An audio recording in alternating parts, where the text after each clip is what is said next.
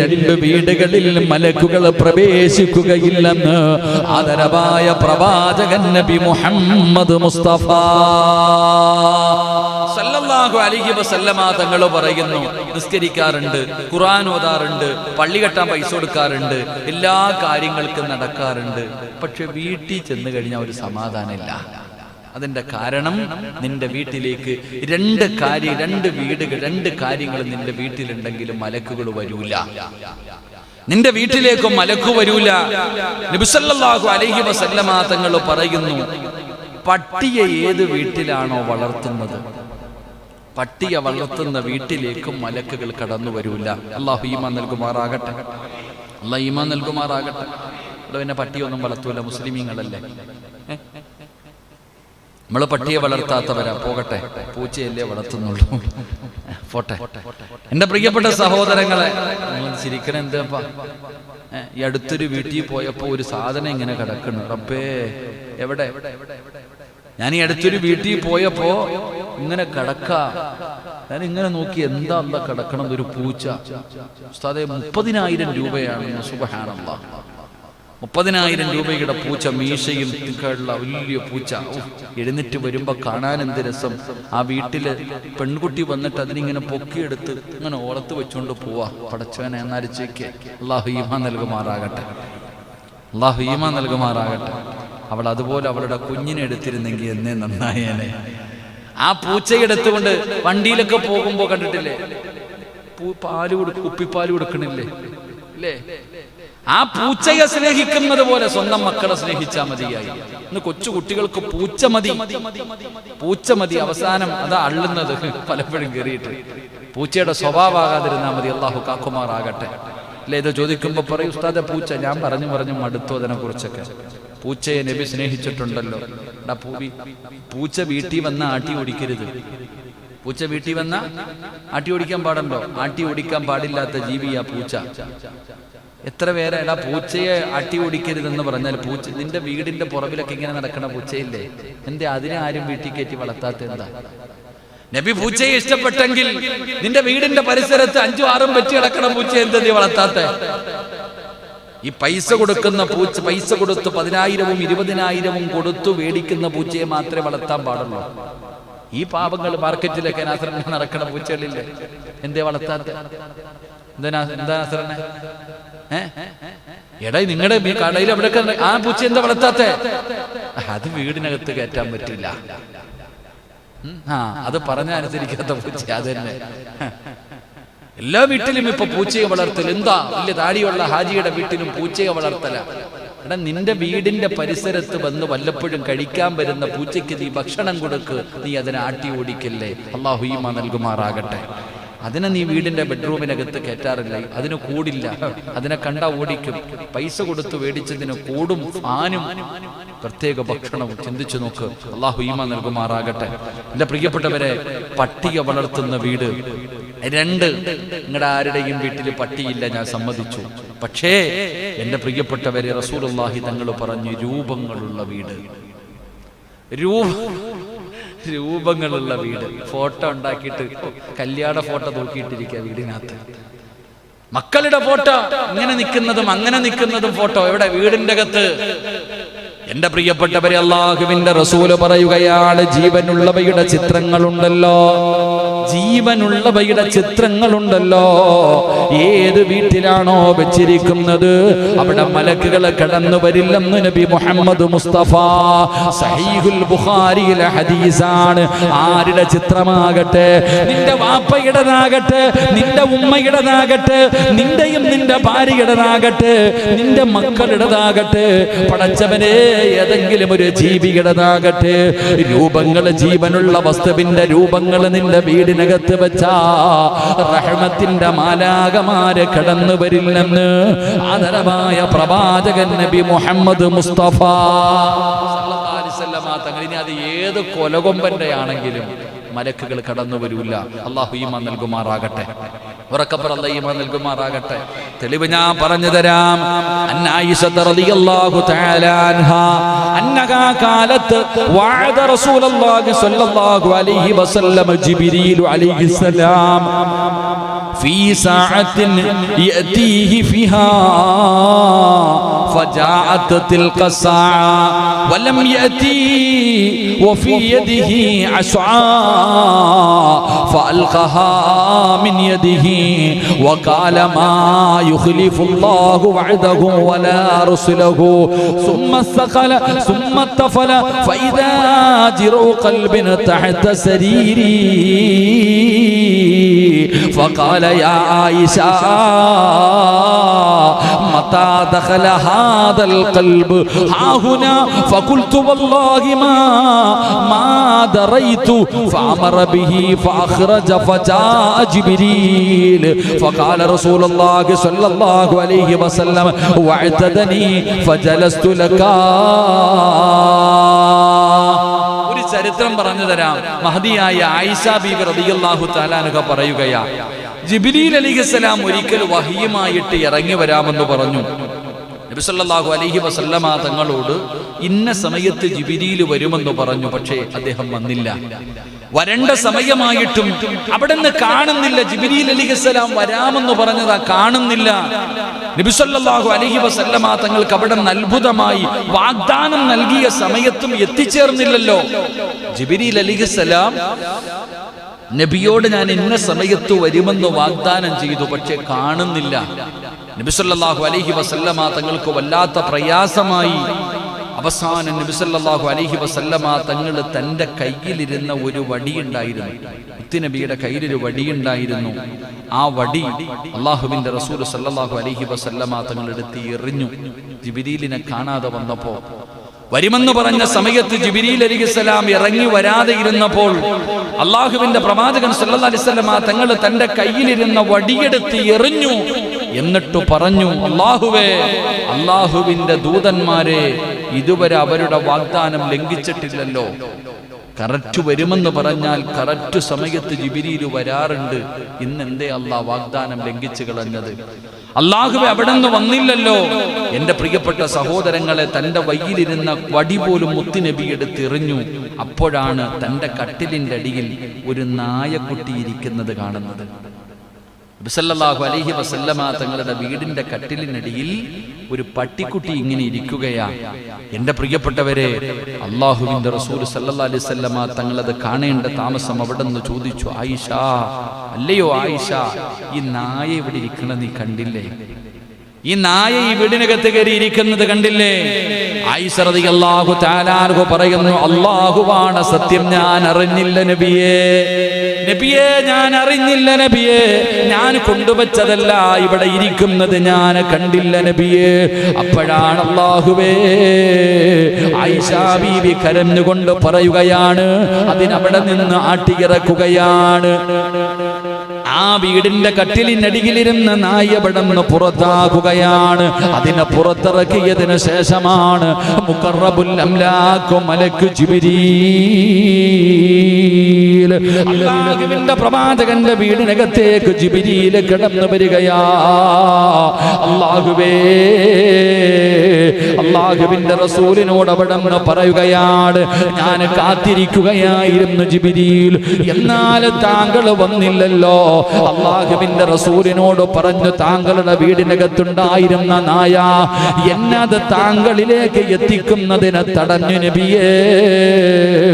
എന്നിട്ട് അവിടെ നിന്ന് പറയുകയാണ്, നിശ്ചയമായും മലക്കുകൾ നായുള്ള വീട്ടിലും ചിത്രങ്ങളുള്ള വീടുകളിൽ പ്രവേശിക്കില്ലെന്ന് നബി മുഹമ്മദ് മുസ്തഫ സല്ലല്ലാഹു അലൈഹി വസല്ലം തങ്ങൾ ജിബ്രീൽ അലൈഹിസ്സലാം വരാമെന്ന് പറഞ്ഞ സമയത്ത് വരുന്നില്ല.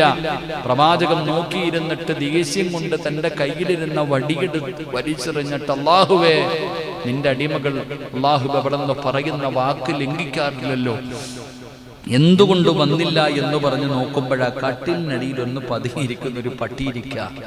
ആ പട്ടി അപ്പോഴാ പറഞ്ഞു കൊടുത്തത്, എൻ്റെ പ്രിയപ്പെട്ടവരെ, മലക്കുകൾ കടന്നു വരാത്ത വീടാണ് നായുള്ള വീട്, ചിത്രങ്ങളുള്ള വീട്. എല്ലാവരും, ഞങ്ങളൊക്കെ വഴുതിന് പോകുമ്പോൾ എല്ലാവരും ഞങ്ങളെ ബഹുമാനിക്കും. മംഗലാപുരത്തൊക്കെ പോകുമ്പോഴാണ് കൂടുതലും.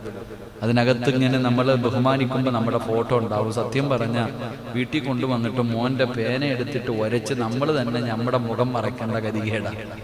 കിട്ടിക്കഴിഞ്ഞാൽ സത്യം പറഞ്ഞാൽ എൻ്റെ വീടിന്റെ മുകളിൽ കയറുമ്പോൾ കാണാം അലമാരിക്കകത്ത് ഫോട്ടോ മറച്ചു വെക്കുന്നൊരവസ്ഥ. കാരണം എന്തേ? മലക്കുകൾ വരൂല, മലക്കുകൾ കടന്നു വരൂല.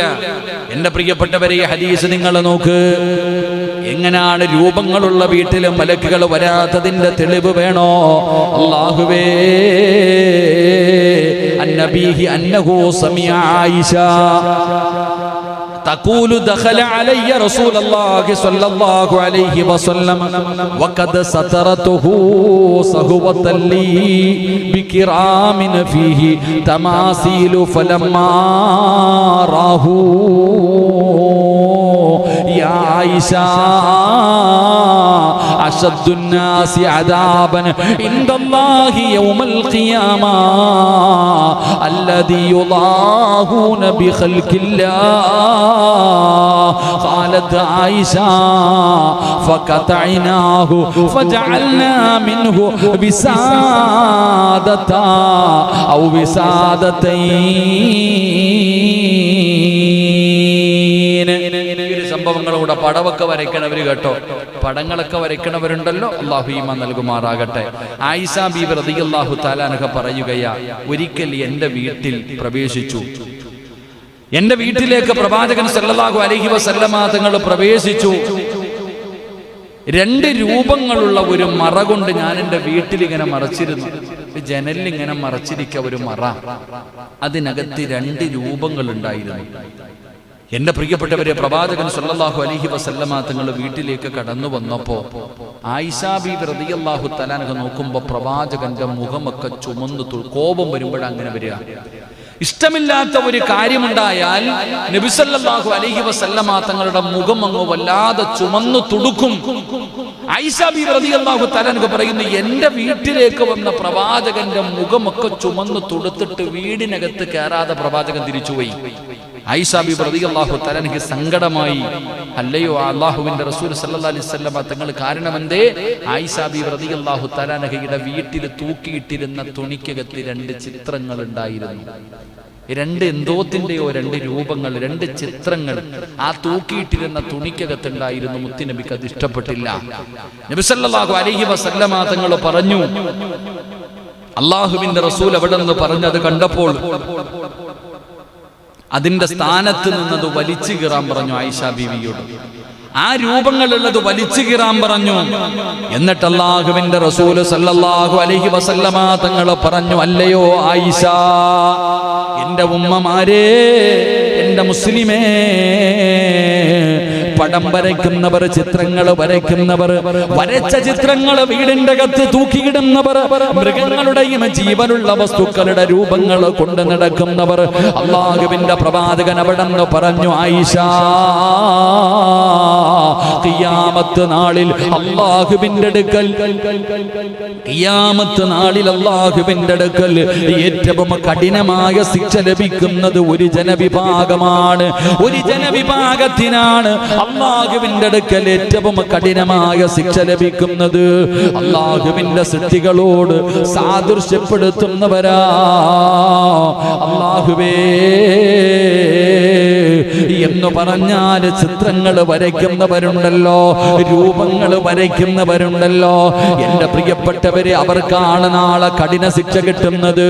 ആയിഷ ബീബി റളിയല്ലാഹു തആല അൻഹ, പടച്ചവനെ, അത് മുറിച്ച് കളഞ്ഞതിന് ശേഷമാണ് മുത്തുനബി വീടിനകത്ത് കയറിയത്. ആയിഷ ബീബി റളിയല്ലാഹു തആല അൻഹ പറയുന്നു, ആ രൂപങ്ങൾ, ആ ചിത്രങ്ങളുള്ള തുണി ഞാൻ മുറിച്ചു കളഞ്ഞതിന് ശേഷമാ അല്ലാഹുവിന്റെ പ്രവാചകൻ എന്റെ വീടിനകത്ത് കയറിയത്. നബി മുഹമ്മദ് മുസ്തഫ സല്ലല്ലാഹു. അപ്പൊ എന്റെ പ്രിയപ്പെട്ടവരെ, തുണിക്കകത്ത്, ഇന്നത്തെ തുണിയൊക്കെ നോക്കിയ ബെഡ്റൂമിനകത്ത് വിരിച്ചിട്ടിരിക്കുന്ന, കട്ടിലിന്റെ മുകളിൽ വിരിച്ചിട്ടിരിക്കുന്ന തത്തമ്മ പറക്കുന്നത് കാണാം, അല്ലേ? എന്താ റഫീഖ? പല നമ്മുടെ വീട്ടിൽ വിരിച്ചിട്ടിരിക്കുന്ന വിരിപ്പിന്റെ മുകളിൽ പോലും കിളികൾ, എന്നിട്ട് പറയാ റഹ്മത്തിന്റെ മലക്ക് വരണം. വാതിലിന്റെ അവിടെ തൂക്കിയിട്ടിരിക്കുന്ന കർട്ടനകത്ത് പറവ പറക്കുന്നുണ്ട്, പൂച്ച ഇരിക്കുന്നുണ്ട്, ഇതൊക്കെ വെച്ചിട്ട് പറയാ മലക്കുകൾ വരണമെന്ന്. വരും, അസ്റായീൽ വരും. അല്ലാഹു ഈമാൻ തരുമാറാകട്ടെ. ആര് വരും? അസ്റായീലിനെ ഇതുവല്ലം തടയോ? പട്ടിയല്ല, പന്നിയല്ല, ഇനി എന്തുണ്ടെങ്കിലും ആ ചങ്ങാതി കയറി വരും. അള്ളാഹു നല്ല അവസ്ഥയിൽ കാണാൻ ഭാഗ്യം തരുമാറാകട്ടെ. അപ്പൊ വീടിനകത്ത് തൂക്കിയിട്ടിരുന്ന തുണിക്കകത്ത് പോലും ഒരു ചിത്രം കണ്ടപ്പോൾ അള്ളാഹുവിന്റെ റസൂല് വീടിനകത്ത് കയറിയില്ല. മുഖറബുൽ അംലാഖു മലക്ക് ജിബ്രീൽ അലൈഹിസ്സലാം വീട്ടിലേക്ക് ഇറങ്ങി വന്നില്ലെങ്കിൽ നമ്മുടെയൊക്കെ വീടിനകത്ത് പോയിട്ട് തിരഞ്ഞു നോക്ക്, കയറുമ്പോഴേ കാണാം പടച്ചവൻ ഇങ്ങനെ ഹാരമാരിക്കകത്ത് ഇങ്ങനെ വെച്ചിരിക്കുക, സെൽഫിക്കകത്ത്, വീടിനകത്ത്, റൂമിനകത്ത് കല്യാണ ഫോട്ടോ, ആ ഫോട്ടോ, ഈ ഫോട്ടോ, ഇങ്ങനെ നിൽക്കുന്നത്. അല്ലാഹു അഅലം. അല്ലാഹു നമുക്ക് ഈമാൻ നൽകുമാറാകട്ടെ. നമ്മുടെ ഫോട്ടോ തന്നെയല്ലേ എല്ലാ ദിവസവും എന്താ അൻസാരി എന്നെ രാവിലെ ഇറങ്ങുമ്പോൾ സ്വന്തം ചിത്രം കാണാൻ വേണ്ടി വീട്ടിൽ ഇങ്ങനെ വരച്ചിട്ട് അതും കണ്ടിട്ട് ഇറങ്ങിപ്പോയാൽ വറക്കത്തുണ്ട്. നമ്മുടെ മുൻ തന്നെ കണ്ടിട്ട് ഇതിനാ ഫോണിൽ തന്നെ ഒരുപാട് ചുമന്നുകൊണ്ട് നടക്കുന്നുണ്ടല്ലോ. ഗ്യാലറിക്കകത്തെങ്കിലും സ്ഥലമില്ല.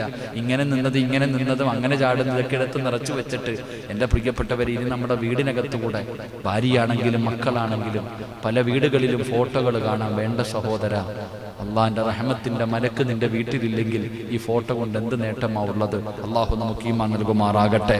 അതുപോലെ തന്നെ വീട്ടുപകരണങ്ങൾ, സംഗീത വസ്തുക്കളൊക്കെ വീടിനകത്ത് വെക്കുക. മറ്റുള്ള സാധനങ്ങൾ അറിയാലോ, ചെണ്ടമേളങ്ങളും മറ്റുള്ള സാധനങ്ങളും. ലയകൂനന്ന മിൻ ഉമ്മത്തി അഖ്വാമുൻ യസ്തഹില്ലൂന അൽഹിറ വൽഹരീറ വൽഖംറ വൽമആസിഫ. മഹാനായ നബി സല്ലല്ലാഹു അലൈഹി വസല്ലമ തങ്ങൾ പറയുന്നുണ്ട്, സംഗീത ഉപകരണങ്ങളും പുരുഷന്മാർക്കും പാട്ടുപാടുന്ന മറ്റുള്ള കാര്യങ്ങളൊക്കെ വീടിനകത്ത് വെക്കുക. ആ വീട്ടിൽ റഹ്മത്തിന്റെ മാലാഖമാര് കടന്നു വരൂല. ഇങ്ങനെയുള്ള സാധനങ്ങളൊക്കെ വീടിനകത്ത് വെക്കുക, സൂക്ഷിക്കുക. അങ്ങനെയുള്ള വസ്തുക്കൾ, സംഗീത ഉപകരണങ്ങൾ. അനസ് ഇബ്നു മാലിക് റളിയല്ലാഹു തആല അൻഹു ഖാല റസൂലുള്ളാഹി സ്വല്ലല്ലാഹു അലൈഹി വസല്ലം യകൂനന്ന ഫീ ഹാദിഹി ഉമ്മത്തുൻ. റസൂലുള്ളാഹി തങ്ങൾ പറയുന്നു, എൻ്റെ ഉമ്മത്തിൽ ഭൂമിയിലേക്ക് ആഴ്ത്തുന്ന ശിക്ഷയും ചരൽ വർഷവും രൂപമാറ്റവും വന്നു ഭവിക്കും. അത് അവ കള്ളു കുടിക്കുകയും പാട്ടുകാരികളെ കൊണ്ട് നടക്കുകയും അതുപോലെയുള്ള ഉപകരണങ്ങൾ സൂക്ഷിക്കുന്ന കാലത്ത് ഇങ്ങനെയുള്ള ശിക്ഷകൾ കടന്നു വരുമെന്ന് ആദരവായ പ്രവാചകൻ നബി മുഹമ്മദ് മുസ്തഫ സല്ലല്ലാഹു അലൈഹി വസല്ലമ തങ്ങൾ അവിടുന്ന് പഠിപ്പിക്കുമ്പോ എൻ്റെ പ്രിയപ്പെട്ടവരോട് ഓർമ്മപ്പെടുത്തുകയാണ്. നമ്മളുടെ വീടുകൾ കഷ്ടപ്പെട്ട് രക്തം വിയർപ്പാക്കി അധ്വാനിച്ചുണ്ടാക്കിയ പണം കൊണ്ട് വീടുണ്ടാക്കിയിട്ട് സമാധാനമില്ല ഉസ്താദ്, സന്തോഷമില്ല ഉസ്താദ്, തമ്മിലടിയാണ് ഉസ്താദ്, ഐശ്വര്യമില്ല ഉസ്താദ്, ബറക്കത്തില്ല ഉസ്താദ്, എന്ത് കിട്ടിയിട്ടും തികയുന്നില്ല ഉസ്താദ് എന്ന് പരാതി പറയുന്ന എൻ്റെ പ്രിയപ്പെട്ടവരോട് പറയുകയാണ്, റഹ്മത്തിന്റെ മാലാഖമാര് നിന്റെ വീടിനകത്ത് കടന്നു വരണോ? ഐശ്വര്യം വേണോ? സമാധാനം വേണോ? ബറക്കത്ത് വേണോ? സന്തോഷം വേണോ? അതിനുള്ള വഴിയാണ് അല്ലാഹുവിന്റെ റസൂൽ അവിടെന്ന് പറയുന്നത്. അല്ലാഹുവിന്റെ റസൂൽ അവിടെന്ന് പറയുന്നു, നിങ്ങൾ വീടിനകത്ത് അല്ലാഹുവിനെ കുറിച്ച് പറയ്, ദിക്റുകൾ പറയുന്ന വീടാകണം, തസ്ബീഹ് പറയുന്ന വീടാകണം. വൈകുന്നേരമായ പണ്ടൊക്കെ മഗ്രിബ് നമസ്കാരത്തിന്റെ തൊട്ട് മുമ്പുള്ള സമയം സുബ്ഹാനല്ലാഹി വബിഹംദിഹി സുബ്ഹാനല്ലാഹില്ലദീ വബിഹംദിഹി അസ്തഗ്ഫിറുല്ലാഹ്. മഗ്രിബ് നമസ്കാരത്തിന്റെ തൊട്ട് മുമ്പുള്ള സമയത്ത് വീടിനകത്തിരുന്നിട്ട് പള്ളിക്കകത്തിരുന്ന തസ്ബീഹ് പറയുന്ന ഒരു കാലമുണ്ടായിരുന്നു. മഗ്രിബ് നമസ്കാരം കഴിഞ്ഞ് ദിക്റ് പറയുന്ന വീടുകളുണ്ടായിരുന്നു. അവിടെയാണ് റഹ്മത്തിന്റെ മാലാഖമാര് കടന്നു വന്നത്. അവിടെയാണ് പടച്ചവനെ കൊട്ടാരം പോലെ വീടില്ലെങ്കിലും ചോർന്നൊലിക്കുന്ന ഓലഷെഡിനകത്ത് സന്തോഷത്തോടെ സമാധാനത്തോടു കൂടി അവർ ജീവിച്ചിരുന്നത്. അവർക്ക് തിന്നാൻ മട്ടൻ മന്തിയില്ലായിരുന്നു. പടച്ചവനെ അറബി ഫുഡുകൾ ഉണ്ടായിരുന്നു. കഞ്ഞിയും ചോറും പഴങ്കഞ്ഞിയും ചമ്മന്തിയും കപ്പയും തിന്നുകൊണ്ട് പടച്ചവനെ അവരൊക്കെ സന്തോഷത്തോടെ ജീവിച്ചതിന്റെ കാരണം എന്തെന്നറിയോ? പടച്ചവനെ എൻ്റെ പ്രിയപ്പെട്ടവരോട് ചോദിക്കട്ടെ, ഇന്ന് ഞാനും എൻ്റെ ഭാര്യയും തമ്മിലടിയാണ്. പടച്ചവനെ ഭാര്യയും മക്കളും, ഭാര്യയും ഭർത്താവും ഇന്ന് തമ്മിലടിയാണ്. എങ്കിലും നീ ഒന്ന് ചിന്തിച്ചു നോക്ക്, 60-70 കൊല്ലം ജീവിച്ചിരുന്ന നിന്റെ ഉപ്പ എന്നെങ്കിലും നിന്റെ ഉമ്മയെ തല്ലുന്നത് കണ്ടിട്ടുണ്ടോ? ചീത്ത വിളിക്കുന്നത് കേട്ടിട്ടുണ്ടോ? ഉമ്മാനെ കണ്ണുനീര് പിടിപ്പിക്കുന്നത് കണ്ടിട്ടുണ്ടോ? വാപ്പയെ അനുസരിക്കാതെ ഉമ്മ എവിടെങ്കിലും ഇറങ്ങി പോകുന്നത് കണ്ടിട്ടുണ്ടോ? അല്ലാഹുവേ, എന്തൊരു സ്നേഹമാ! പരസ്പരം വിട്ടുകൊടുക്കാൻ മനസ്സില്ലാതെ മരിക്കുന്ന കാലം വരെ അവരൊരു കുടക്കീഴിൽ കിടക്കുന്നത് പോലെ ഒരു പുതപ്പിന്റെ കീഴിൽ സന്തോഷത്തോടെ ഉള്ളത് തിന്ന് സുഖിച്ച് നടന്നത്, അവരുടെ മനസ്സിൽ സ്നേഹമുണ്ടായത്. എന്റെ പ്രിയപ്പെട്ടവരെ, അവർ അല്ലാഹുവിനെ പേടിച്ച് ജീവിച്ചത് കൊണ്ടാ. അതുകൊണ്ട് നമുക്കില്ലാതെ പോയതും അത് തന്നെയാണ്. അതുകൊണ്ട് പ്രിയപ്പെട്ടവരോട് പറയുകയാ, അല്ലാഹുവിന്റെ ദിക്റുകൾ നിന്റെ വീടിനകത്ത് പറയ്, പരിശുദ്ധമായ ഖുർആൻ ഓത്.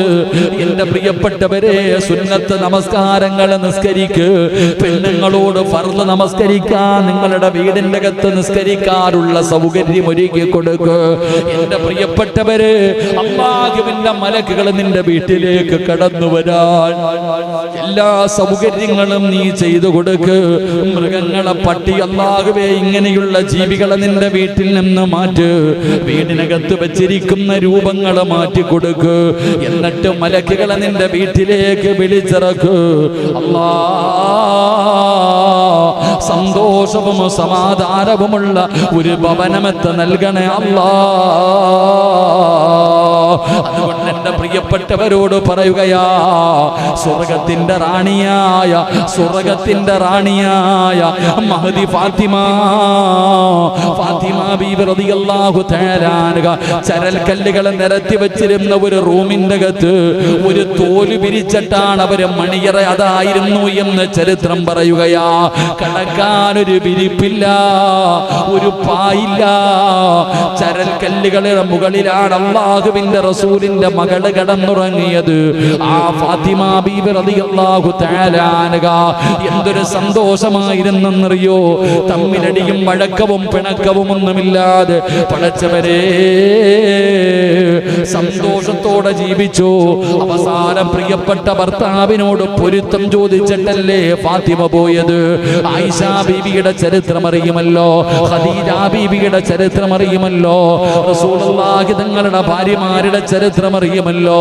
ആ സ്വഹാബിയും സ്വഹാബി വനിതകളും ജീവിച്ചതുപോലെ എന്റെ പ്രിയപ്പെട്ടവര്, അവരൊക്കെ ജീവിച്ചതുപോലെ ജീവിക്കണമെങ്കിൽ അല്ലാഹുവിന്റെ മലക്ക് കടന്നു വരണമല്ലോ, റബ്ബിന്റെ സഹായം വേണമല്ലോ.